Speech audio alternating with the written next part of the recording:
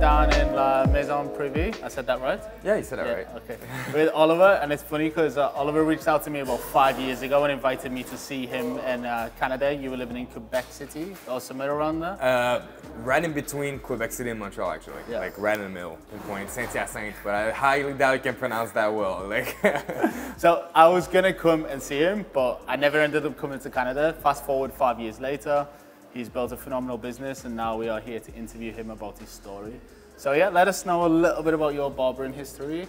Well, like you said, when I first reached out to you, I started cutting hair down in like a tiny shop that I installed. Like I had kind of like a mini booth inside a tattoo shop, and that was kind of the first barbering experience I've ever had. You know, like there was no barbershops where I was from.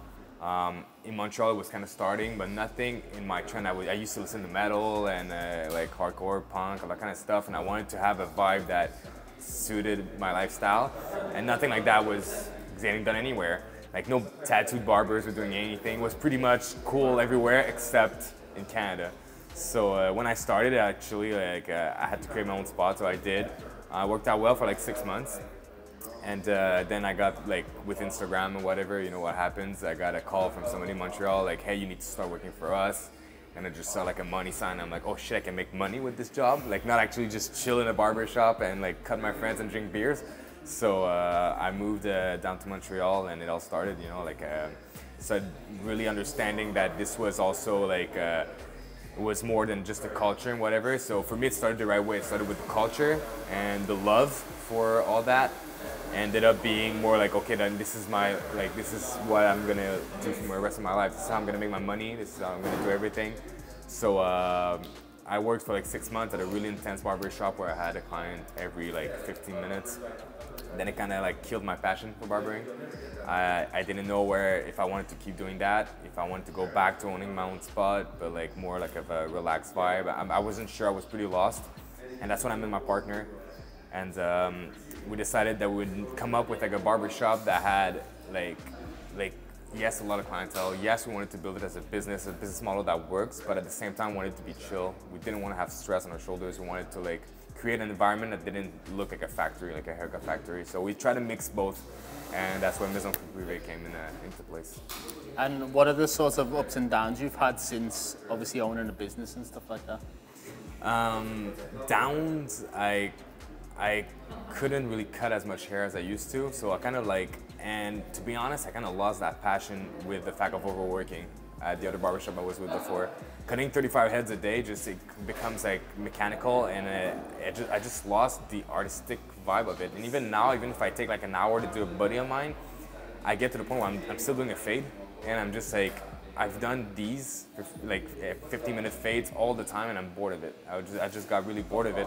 So I discovered a new passion for helping new people becoming barbers. Because when I wanted to become a barber, there was nobody who wanted to help me out. You know, like I said, there was no barber shops where I'm from. So I went to hair salons, and I was just like, can you give me a chair? And I'm gonna bring like a barbering vibe to a salon. I just want tricks on how to cut with scissors and stuff, and nobody was helping me anywhere. And now with Maison Privée, we get kids that are like, and I'm saying kids, I'm still young, but like they're like 19, 20 or whatever, and they don't know what to do with their lives. They're done with selling drugs, they don't know what to do, and they're like, I think barbering is cool. I'm like, really? Okay, then we're gonna teach you. And from me, I get a new drive and a new passion out of taking those guys and bringing them to being like a next level barber and making a living out of it and enjoying their day, you know? And in terms of like Canada, how have you seen it progressed over the past, 5-6 years since the boom? Yeah, it's been a boom. Like what's been good and what's been bad, really? Yeah, it's been a boom, and it's been unstoppable for quite a while now. I think that for a while here, it used to be just something people were doing out of passion. You know, they were passionate about barbering, they were passionate about like the art of it and whatever. And then for quite a while it became just a job, like a regular job. Like I'm talking like back in the like 90s and 2000s, you know, like before that big trend started, like there was no more like really like hairdressers pushing it here. Like in Montreal, I didn't see that hairdressers trying to push like new men hairstyle. Everybody started getting like basic haircuts. And then it revived with social media. People started like wanting to show their work, wanting to not only show like, oh yeah, I'm a barber or whatever, like it became like, oh, now I have a page with new haircuts, new hairstyles. I'm trying new stuff, and that happened here maybe like 4 years ago. People started like trying stuff, being like, oh, I'm gonna give more like an old school cut to this guy and blah blah, like, and not like a regular cut.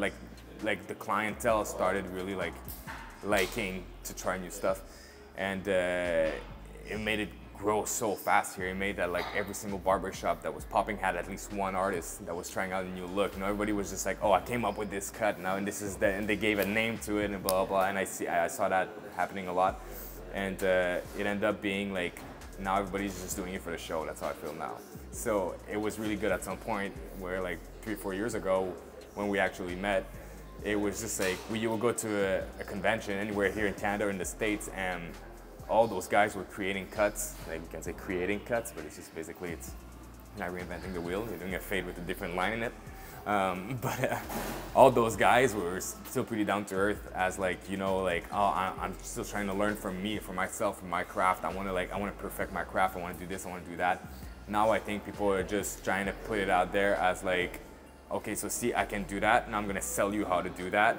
And it just became like they're marketing their cuts as money instead of marketing it as like, oh, this is my passion, and it's from a passion like point of view that I created this. Now it's more like, oh, I think I can make money creating this. And I think that's where we are right now. And it's pretty sad to say, but like I see a lot of barbershops opening up here in Montreal and whatever, and there's no vibe. It's just a copy paste from other shit. And just like, it's not because you have a cool name and a cool color of your wall that changing the game, you know?